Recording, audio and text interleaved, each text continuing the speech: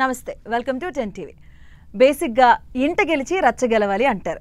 వీళ్ళు మాత్రం రచ్చ గెలిచి ఇంట కూడా గెలుస్తూ ఉన్నారు. మంచి టాక్ని అయితే సంపాదించుకున్నారు. వాళ్ళే ముత్తయ్య టీం. ఈరోజు మనతో పాటు డైరెక్టర్ అలాగే హీరో ఉన్నారు. డైరెక్టర్ భాస్కర్ మౌర్య గారు, అలాగే హీరో సుధాకర్ రెడ్డి గారు. ఆయనే మన బాపు అండి. సో వాళ్ళిద్దరు ఉన్నారు మనతో పాటు. వాళ్ళతో మాట్లాడదాం. నమస్తే అండి, ఎలా ఉన్నారు? బాగున్నామా. మీరు? చాలా. సో బేసిక్గా నేను ఇంతకు ముందు చెప్పినట్టు ఇంట గెలిచి రచ్చ గెలవాలి అంటారు. సో ఆల్రెడీ మీరు అంతా తిరిగి రచ్చ గెలిచి ఇంట గెలుస్తున్నారు. సో ఎలా అనిపిస్తుంది? చాలా హ్యాపీ అండి. అంటే బేసిక్గా జనరల్గా మూవీస్ తీసినప్పుడు ఫస్ట్ ఆడియన్స్కి చూపించాలనే ఒక థాట్లో ముందుకు వస్తారు బేసిక్గా. సో మాకిక్కడ థాట్ ఏంటంటే సినిమాకు ఫస్ట్ ఒక రెస్పెక్ట్ని క్రియేట్ చేసి, అంటే బేసిక్గా మన ఫిలిం ఫెస్టివల్స్లో అవార్డ్స్ అవి సంపాదిస్తే సినిమాకు ఒక మంచి గుర్తింపు, ఒక వ్యాలిడేషన్ క్రియేట్ అవుతుంది అనమాట. చిన్న సినిమాలకు ఈ ప్రాసెస్ని బయట ఫిలిం ఇండస్ట్రీలో చాలామంది చేశారు బేసిక్గా. సో తెలుగులో కూడా కొన్ని ఫిలిమ్స్ జరిగాయి, బట్ అందులో Muthayya is one of them. And చాలా మంచి రికగ్నేషన్ వచ్చింది. దాని తర్వాత మళ్ళీ జనాల ముందుకు వచ్చినప్పుడు దే ఆర్ ఆల్సో మంచి అయితే టాక్ వినిపిస్తుంది. చాలా బాగుంది, చాలా బాగుంది. అంటే ఎవరి నోటు అంటే కూడా బాగాలేదు అని అయితే వినిపించట్లేదు, స్లోగా ఉన్నా బాగుంది. ఆ టాక్ అయితే మంచిగా ఉంది. స్లో అనేది కూడా ఏంటంటే ఈ కథను అంత చక్కగా కొంచెం స్లోగా డెప్త్గా చెబితేనే చాలా బాగుంటుంది అని ఒక పర్స్పెక్టివ్లో క్రియేట్ చేసింది. అంటే కొన్ని మనకు స్లోగా ఎందుకు అనిపిస్తాయంటే డ్రామా లేక స్లోగా అనిపిస్తాయి బేసిక్గా. దీనికి ఏంటంటే కథనే స్లోగా చెప్పాలి, అంటే బాగుంటుంది అనే పర్స్పెక్టివ్లో వాళ్ళ జీవితాలను చూపిస్తూ, వాళ్ళ డైలీ లైఫ్ని ఎస్టాబ్లిష్ ప్రాపర్గా చేస్తూ చూపిస్తేనే వర్కౌట్ అవుతుంది అనే ఒక థాట్ ప్రాసెస్లో ఇచ్చిన వెరీ టెక్నికల్ ఆస్పెక్ట్ అది బేసిక్గా. సో పెద్దయ్య ఎట్లా అనిపిస్తుంది? సినిమా మంచి టాక్ వస్తుంది, బాగానే ఉంటుందిరా. ఇటువంటి సినిమా చాలా తీయాలి. ఇది నిజం. ప్రతి ఒక్క వ్యక్తికి తన రిటైర్మెంట్ అయిన తర్వాత కూడా ఇంకో ఏదో చేస్తే బాగుండే కోరికలు ఉంటాయి, అవి చెప్పుకోలేరు. ఒక వయసు వరకు నా బాధలు పక్క వాళ్ళకి చెప్పాలని ఉంటుంది కోరిక, వినేటోళ్ళు కూడా ఉంటారు.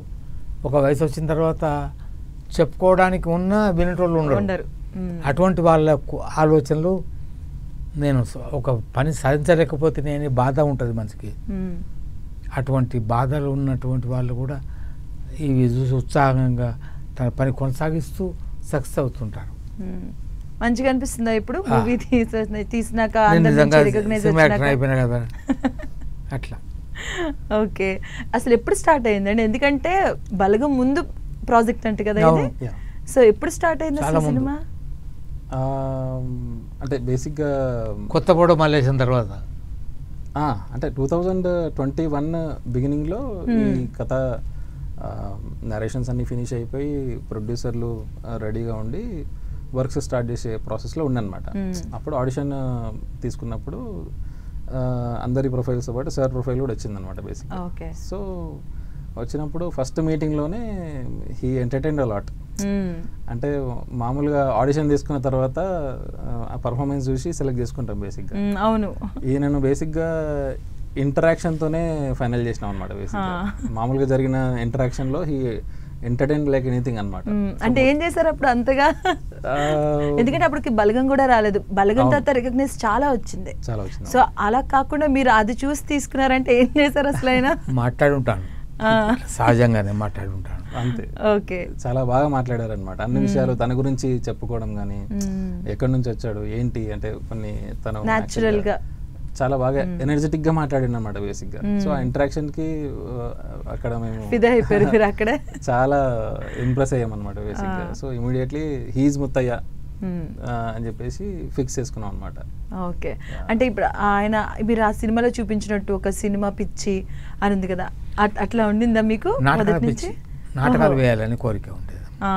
నాటకాల్లో మంచి పేరు రావాలి, మంచి పాత్ర రావాలి. ఓకే, అప్పట్లో మనకి పౌరాణికాలు, సాంఘిక నాటకాలు ఉంటుండే కదా. సో సినిమా పిచ్చి ఇంతగా లేదు, దీనిలో చూపించినంతగా లేదు.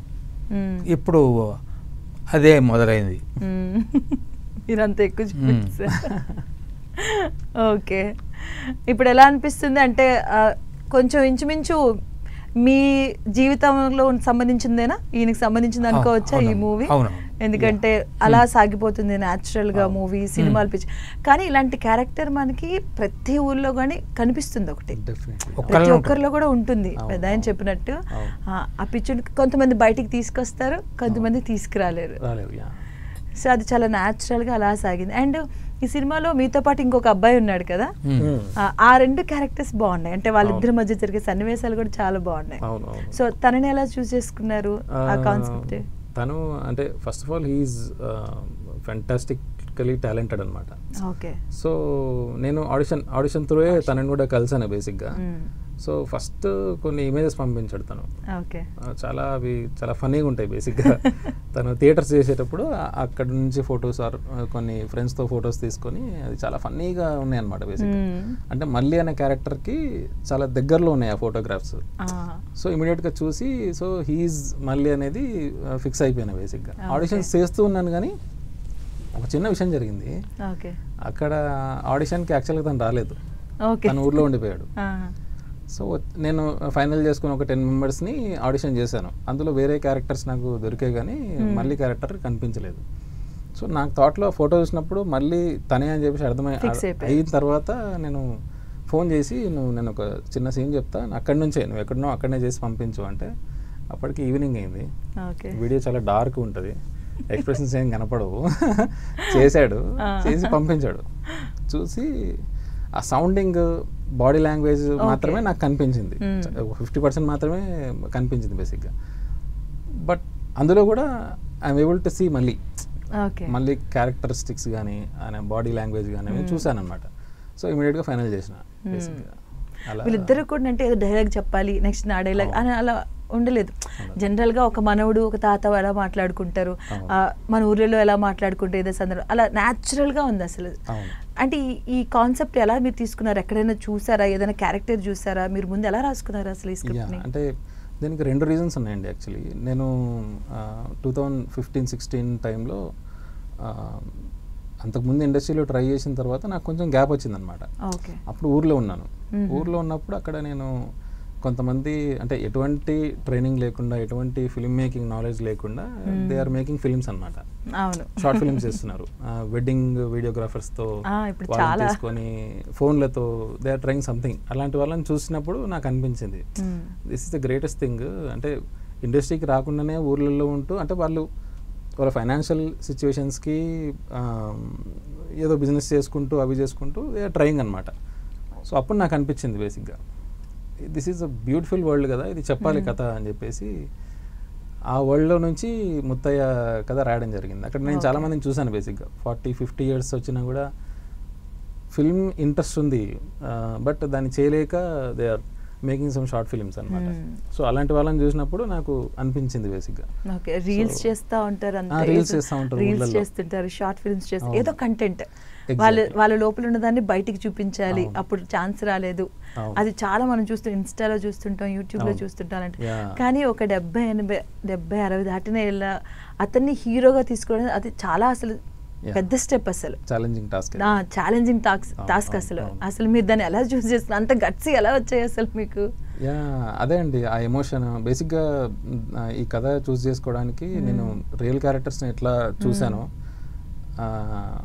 నేను కూడా నా లైఫ్ని రిలేట్ చేసుకున్నా బేసిక్గా. ఒకవేళ నేను కూడా ఏం సాధించకుండా నా ఏజ్ అయిపోతే వాట్ ఈస్ ద సిచ్యువేషన్ అనే ఒక క్వశ్చన్ వచ్చింది బేసిక్గా. అప్పటికి నా ప్యాషన్ అలాగే నిలబడుతుందా అనే ఒక చిన్న థాట్ వచ్చింది. అప్పుడు I decided that this is అంటే ఎవరికైనా సరే ఈ థాట్ కలిగే ఛాన్సెస్ ఉన్నాయి. And there are number of people trying for opportunities అనమాట. So this is a personal emotion is so strong అనమాట.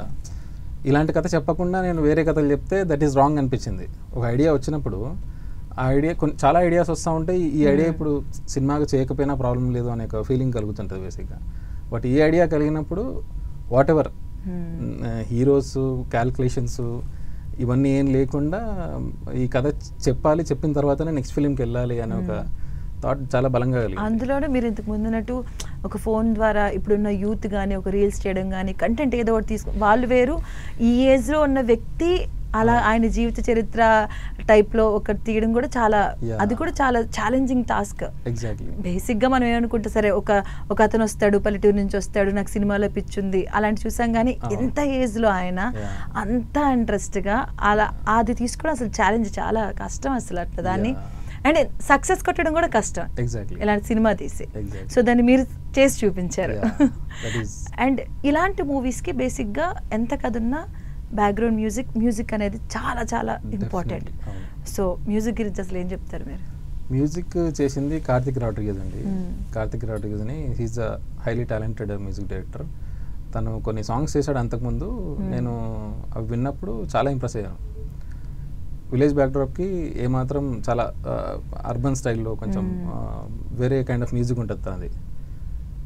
తన ఇన్స్ట్రుమెంటేషను తన స్టైల్ ఆఫ్ మేకింగ్ మ్యూజిక్ అనేది చాలా చాలా ఇంప్రెస్ చేసింది నన్ను. సో అప్పుడు నేను అప్రోచ్ అయ్యాను బేసిక్గా. అయినప్పుడు కథ చెప్పినప్పుడే హీ ఇంప్రెస్డ్ అలాట్. మేము మ్యూజిక్ జస్ట్ 8 daysలో చేసాం.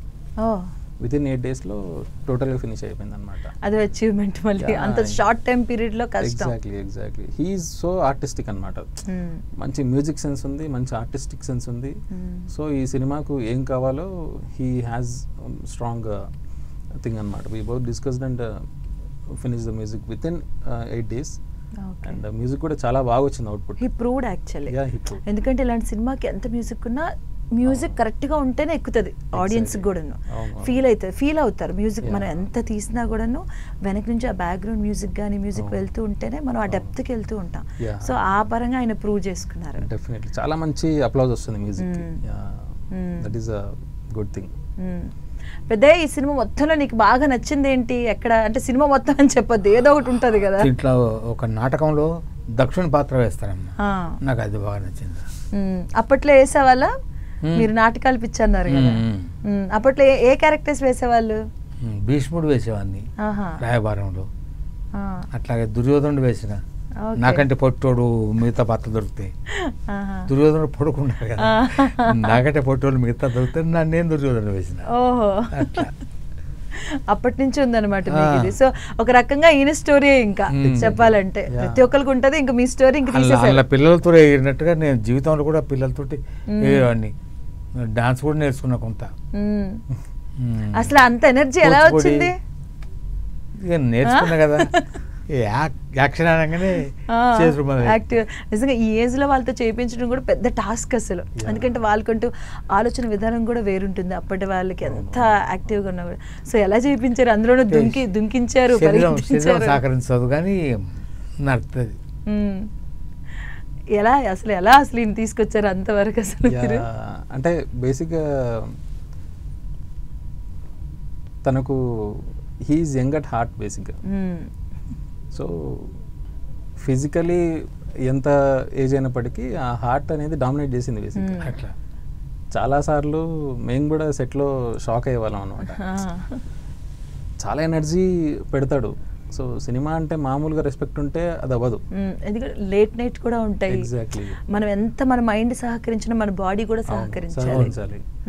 సో తన హార్డ్ వర్క్ ఈజ్, అంటే మాకందరికి నిజంగా చెప్పాలంటే end of the day we got inspired with him. అంటే అంత ఏజ్లో కూడా ఆయన చేస్తున్న పర్ఫార్మెన్స్కి వాటికి మేము సెట్ అంతా మేము చాలా ఇంప్రెస్ అయ్యామన్నమాట. అరే అది కదా అట్లా కదా కష్టపడాలి, యాక్చువల్లీ అది కదా అట్లా కదా హార్డ్ వర్క్ చేయాలి అని చెప్పేసి చాలా అనుకున్నాం బేసిక్గా. ఈజ్ ఇన్స్పిరేషన్ ఫర్, ఎట్లయితే మల్లిక్ అనే క్యారెక్టర్కి ఒక పాయింట్ ఆఫ్ టైంకి ఒక ఇన్స్పిరేషన్గా మారాడు ఎవ్రీవన్. ఎందుకంటే ఈ ఏజ్లో ఈయన ఎంత కష్టపడుతున్నారంటే మనం ఇంకెంత కష్టపడాలి అసలు. బట్ క్యారెక్టర్కి కూడా, క్యారెక్టర్ రాసుకున్నప్పుడు కూడా ఆ క్యారెక్టర్ ఎప్పుడు ఖాళీగా కూర్చోకూడదు, ఆన్ స్క్రీన్ ఏదో ఒక పని చేస్తూ ఉండాలి అనేటట్టు రైటింగ్లో రాసాం బేసిక్గా. So by nature hit self ఆయన అలాగే ఉంటాడు, సో యాక్టివ్ ఉంటాడు, ఎప్పుడు రిలాక్స్ అవ్వడం కూడా మేము చూడలేదు. ప్రిపేర్ అవుతూ ఉంటాడు, చాలా స్ట్రాంగ్గా ప్రిపేర్ అవుతాడు.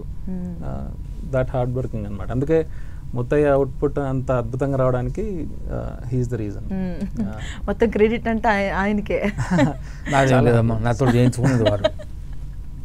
మొత్తం ఆయన మొత్తం క్రెడిట్ మీకు ఇస్తుంటే మీరు మొత్తం ఆయన క్రెడిట్ అంటే అందది టీమ్ వర్క్.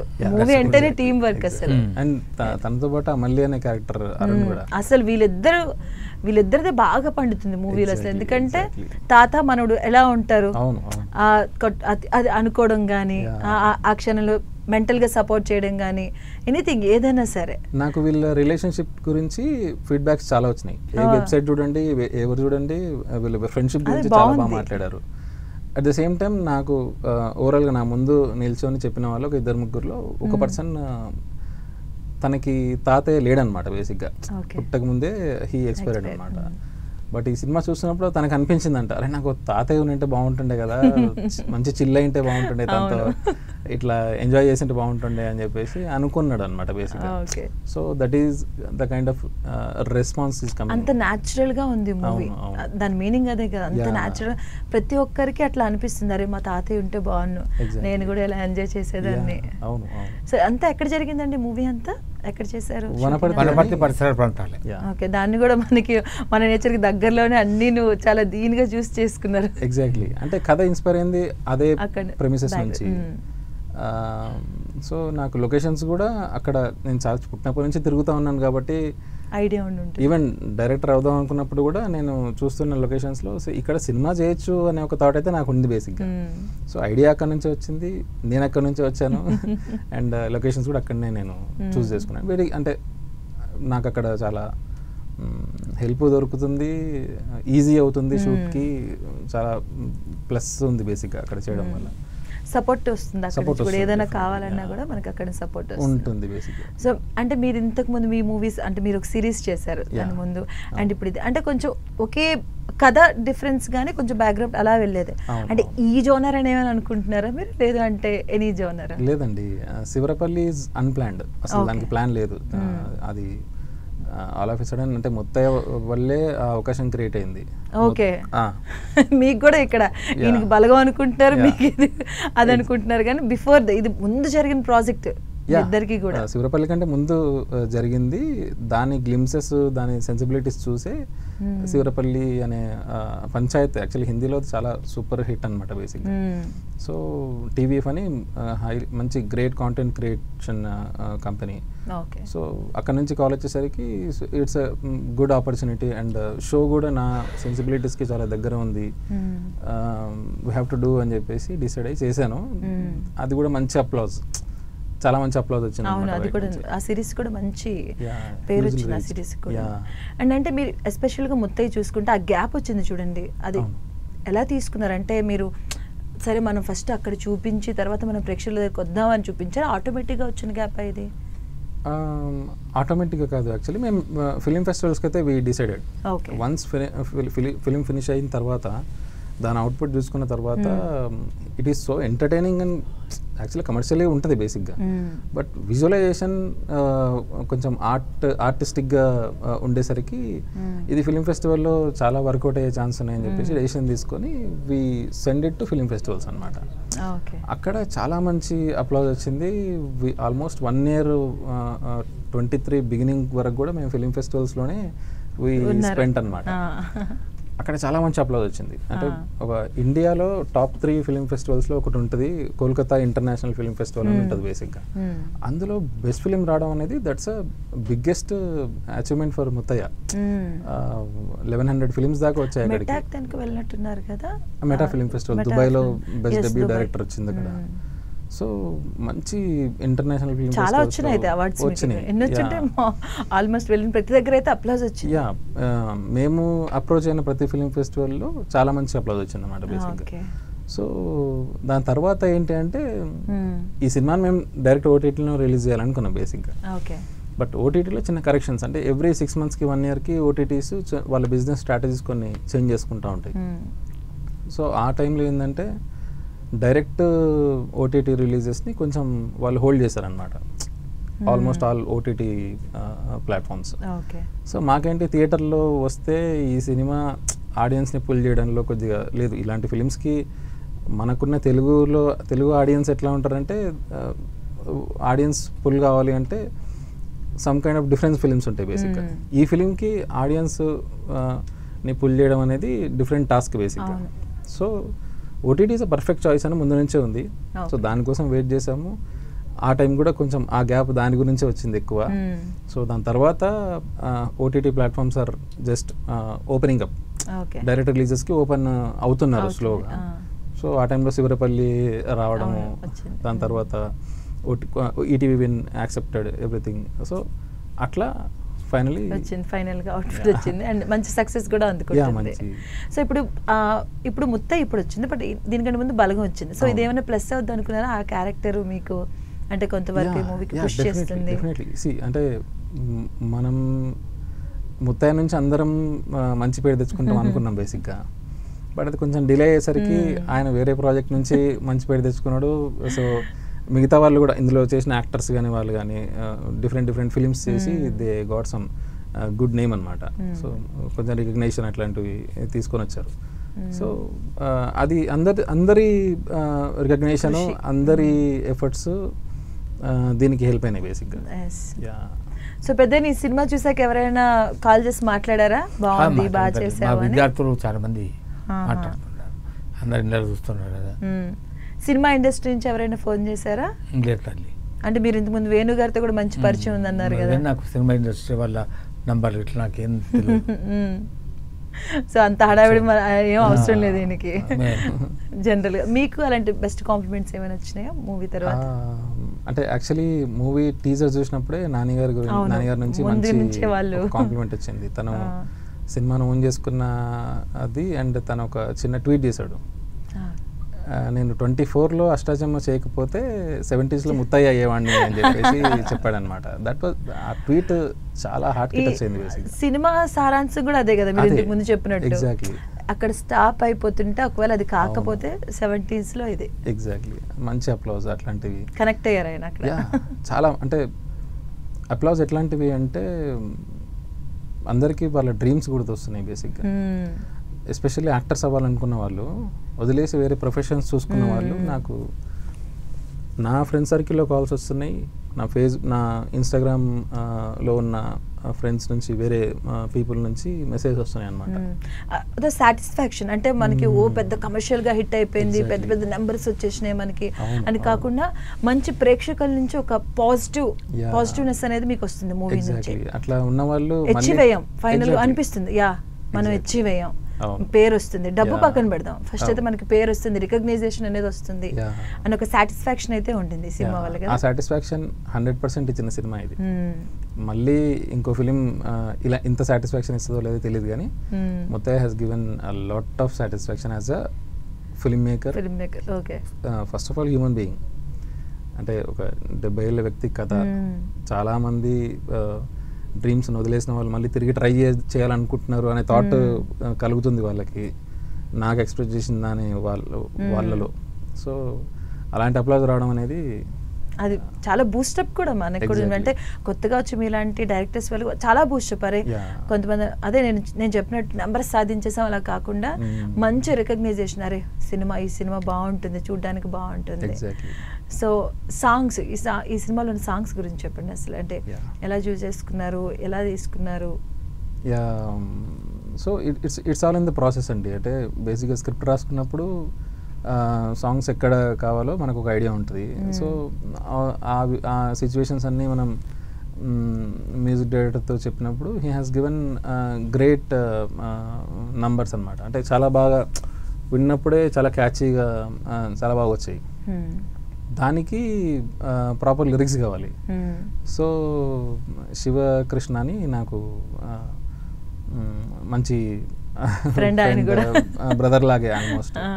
సో తను అప్రోచ్ అయినప్పుడు చాలా మంచి లిరిక్స్ ఇచ్చాడు. చాలా ఇంప్రెస్ అయ్యాను కొన్ని సార్లు తను రాసిన పదాలకి, తను సాంగ్స్కి ఇచ్చిన అంటే క్యారెక్టర్ని కానీ వాటిని కానీ ఆయన పదాలతో పాటుగా ఉండేటటువంటి లిరిక్స్. ఎగ్జాక్ట్లీ. సో అవన్నీ చూసినప్పుడు చాలా ఇంప్రెస్ అయ్యాను. And great work. Music director and lyric director has given great things for this.